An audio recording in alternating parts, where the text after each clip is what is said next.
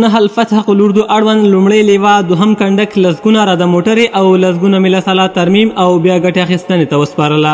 د 209 الفتح الاردو اړوند د لومړی لیوا دوهم کنډک کې هغه موټرې او سالا د افغان مسلکي انجینرانو پر مټ بیا ترمیم کړه چې د تیرې ادارې پر وخت په جګړو او یا هم قصدن ویجاړ شوي وو.